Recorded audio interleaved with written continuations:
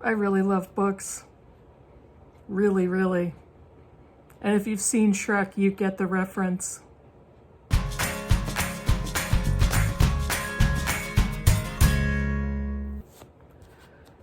Hi BookTube, it's Kim at Middle of the Book March, and this is a tag. This is the Mookse and Gripes Bucket List Book Tag. And it's an original tag from Shawn the Book Maniac, who also tagged me, as did Hannah at Hannah's Books, and I will have both their channels linked below. This is based on the Mookse and Gripes podcast, which Shawn had kind of reviewed and took a listen to. I have never in my life listened to a podcast, and I don't think I'm a podcast person. It's not that I'm totally against it. I just have never accessed that type of media. I might. Who knows? I don't know. I actually would check out Mookse and Gripes. I haven't yet, but I would. I have nothing against it. So, this is basically a very simple tag. It is showing 10 books that you would have on a virtual bucket list to read sometime before you depart this mortal coil. And I actually hate that phrase, but it makes me cringe. What exactly is a bucket list? Bucket list typically is a list of things you want to do before you die. Should we have a bucket list for books? Why not? But to me, a bucket list is not, oh, I have to check everything off this list before I die. Who the frig knows when anybody's going to die? It could be tomorrow. It could be in 15 minutes. It could be 30 years from now. I hope it's 30 years from now, but who knows? And a list of books on my bucket list simply means to me, I look at these books every day and I say to myself, oh, I really want to read that. And that's very high on my priority of things to read. And I walk by them every day and I scan my spines of all the books on my shelves. Oh, I really want to read that. That book is important to me. It doesn't mean I have an assignment to read this list of books. It simply means these books I truly value and I would love to get to them soon. That's all it means. I don't know why I felt the need to explain that, but I did. So what I'm going to do is show you 10 books that I would love to get to soon. And the extra bonus question of this tag is any of you who comment, make suggestions to me about 2 of my choices that you would encourage me to read next year in 2022. And I would take the entire year to decide when I want to read each of these 2 books or 2 selections, and I'll go from there. So hopefully you have fun with it. Not going to get into any real summaries of the plots of the books. I think they will make themselves obvious. Okay, when Hannah from Hannah's Books did her tag, she subtitled it All Dead White Men, and I thought it was hilarious. So what I've chosen to do is all of my selections are by women. They are not all dead. They are not all white women. They are not all American women. They are all women who wrote books. And these are all books that I truly value and feel that I'm really anxious to read them, really eager to read them. So the first one is a cheat because it is several books by the same author. And I have never read one of her books. Okay, sub conversation. Should we ever be embarrassed that we haven't read anybody's books? Absolutely not. There is no reason to be embarrassed if I haven't read all of Charles Dickens' novels. I've read a few. Or I haven't read all of Jane Austen's novels. I've read 3. Who cares if I haven't gotten to those authors or any other authors that are classics or prolific or so well known? Everybody recognizes their names. There is no reason to be embarrassed by not having read something. All that said is I have 5 books from this author. There are more. And this is Virginia Woolf. This is the vintage Wolf to the Lighthouse. That's one of the Virginia Woolf books I have. I have The Waves. I have Mrs. Dalloway. I really like that picture. I have Orlando, and I have The Voyage Out. These are the 5 Virginia Woolf novels that I own, and all of the books on my Mookse and Gripes bucket list are physical books that I own. So I really want to get to some Virginia Woolf novels. I think she's an author that I would love simply because of her writing style and everything that I've heard about her writing style, and some other authors who seem to have a similar style and have been compared to hers. The next one is an interesting one. Has been described as kind of a gothic classic novel. This is Anne Radcliffe, The Mysteries of Udolpho. And I believe that I have seen this on Tilly's channel, Tilly's Shelf, and I'm really interested in this book. She's an orphaned heroine, Emily St. Aubert, who finds herself imprisoned in her evil guardian, Count Montoni's gloomy medieval fortress in the remote Apennines. So, gothic novel. It's kind of a chunky one, but it sounds really good. And I love to find classic books written by women. The next one is the Odyssey by Homer, but this translation is Emily Wilson, so maybe this is a cheat as well. It's a male author, but this, I think, is the translation by Emily Wilson came out when? This is recently published, and this was published in 2018.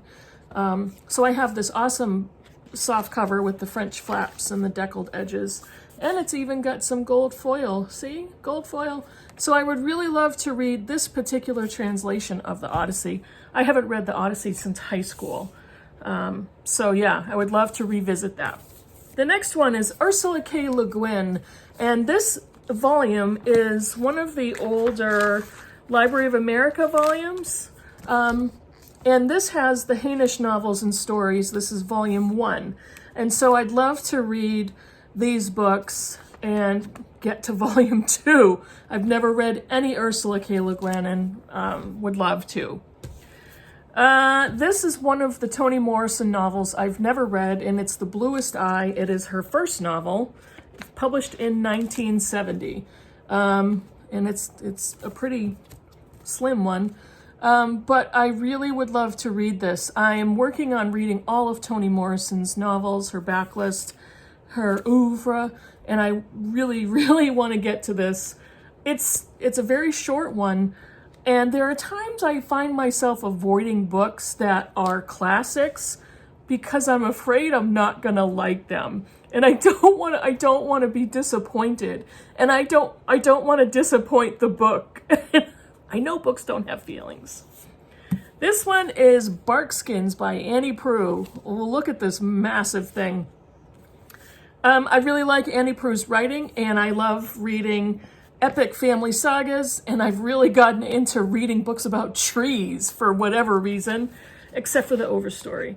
So this one was published in 2016, wasn't very long ago. But I see this on my shelf all the time, and I have several other of her books, and I really would love to read this. How long is this sucker anyway? Oh, good gracious. It's almost appropriate for March of the Mammoths, but it's not quite 800 pages. It is 713 pages. Yes, I really do want to read it. I happen to like giant books. A lot of people have talked about this in the past, that they're intimidating, and they are. That could be why I still have many on my shelf that I haven't gotten to, but that's okay. This next one is a backlist book, and this was published in 2013.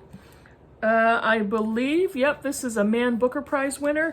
This is Eleanor Catton's The Luminaries. This one is also big, and this one is the hardcover, and it is 732 pages. No, actually, it's longer. It's a mammoth.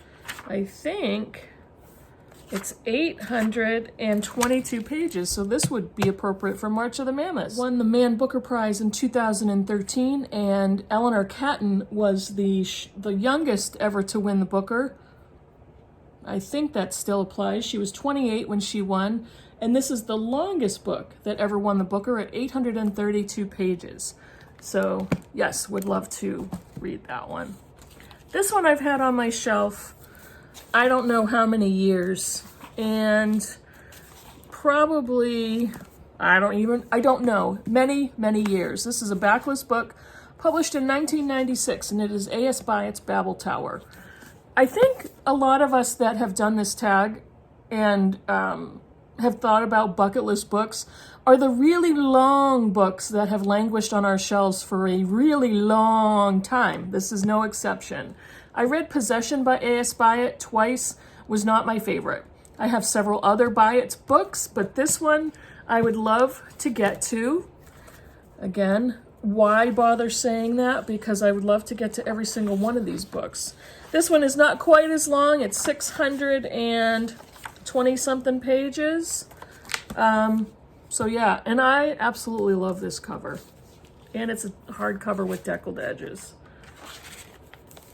I know there's only like a handful of you that care about that, but I always do, so that's why I even bother talking about it. My last two are nonfiction, and they are fairly recent publications.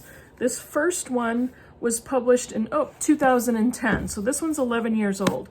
This is Nell Irvin Painter's The History of White People. Why do I want to bother reading a history of white people? I'm a white person. Because it's Nell Irvin Painter, and this book will have a lot to tell me and a lot to say. There's definitely a message in this book that I want to hear. And so it's one of my more recent acquisitions that I would love to read next year.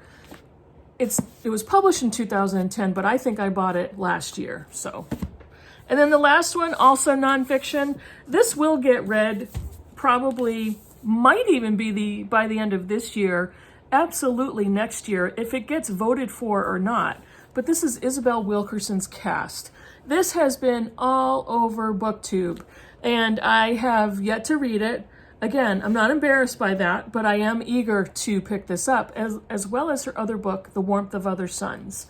And Cast, subtitle is The Origins of Our Discontents. If anybody doesn't know, it's a portrait of the caste system between white Americans and black Americans. And whether we want to admit to it or not, whether we want to recognize it or not, it exists. It's there.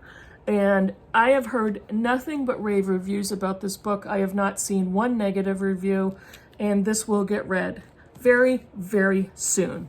So, I think that's it. Why do we avoid books? Why do we avoid certain books on our shelves? Well, I already talked a little bit about that. Some books are so long that they can be intimidating. Other books are so well loved, so well reviewed that I'm terrified to read something and hate it. I don't know why I feel that way. I need to get over myself because I think I'm avoiding some great books. A lot of bucket list books are also classics. I have a few on my list, but I also have more recent publications and a couple of nonfiction. I could have listed a bunch of other books, Moby Dick, Les Mis, some of Tolstoy, War and Peace. I could have done that. And I would love to get to all those books. Also, all books I own on my physical shelves. And I will get to those, but I wanted to recognize the women in this tag. I also did a bucket list book video a little earlier in my channel, the existence of my channel, and I will link that down below as well. And I believe, I'm not sure if any of these books are on that list. They may not, there may be one or two, but for the most part, I think I have a different set of bucket list books. And some of those that I had in my prior video, I think I've unhauled because I no longer wanted to read them. So that's it. Now, if you want to have fun with this, let me know in the comments below. Vote for the books, and if you want to name one or you want to name two, I'm gonna get results and read 2 of these next year in 2022. So let me know what you think I should read. Let me know what you think I should read first. Let me know if you absolutely adore any of these books, and I would love to see your results. Thanks for watching, and I'll see you in the next video. Bye.